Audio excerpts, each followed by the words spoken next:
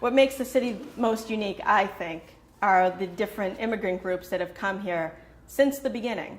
The Irish came here to dig the canals.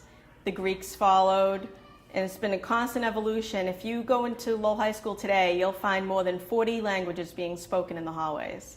It's amazing, and all the kids get along together. They don't see color, they don't see different cultures. They appreciate each other's cultures, but they see each other all as Americans.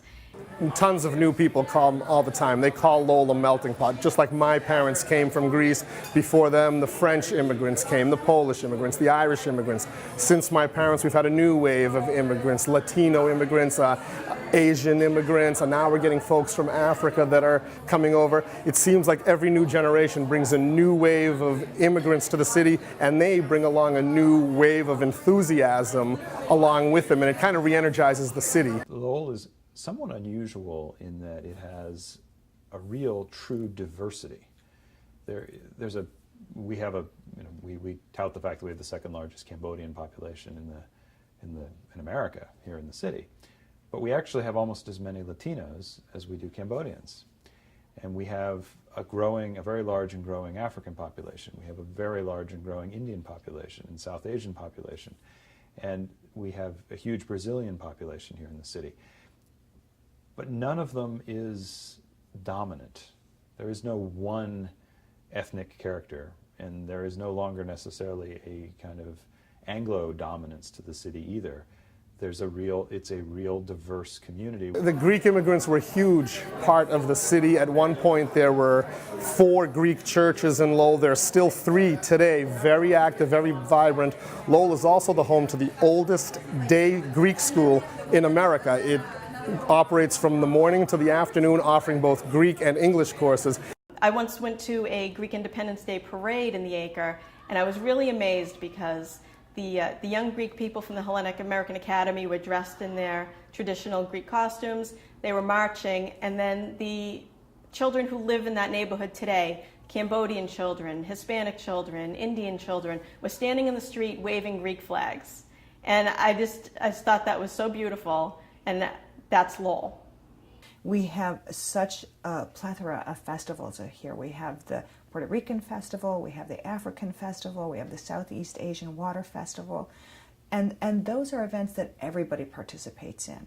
Certainly the Folk Festival is a celebration of traditional music from around the world. And every July we have the biggest free folk festival in the country, which is 2 days of fun and music and, most importantly, food. And we have such a culturally diverse community here that you can find food from every corner of the world just on one street during this folk festival.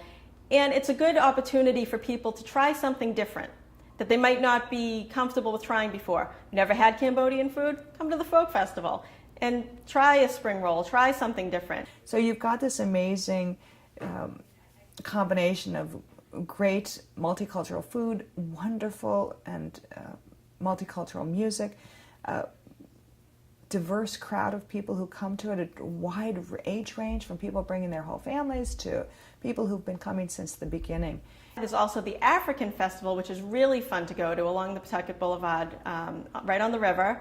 And it's another great place to go and to learn about a different culture because it's welcoming. And the people throw these festivals because they want people to understand their culture, to want to share their culture, their food, their music, their art, their clothing, and where they come from, and they want to share that with their new homeland because they're so happy to be here now and be part of this community. The Southeast Asian Water Festival, it's probably my most favorite. They have dragon boat races on the river just like they would in Cambodia. They have amazing food. If you haven't had papaya salad, you haven't lived. And they share their art, their music. You can see monks.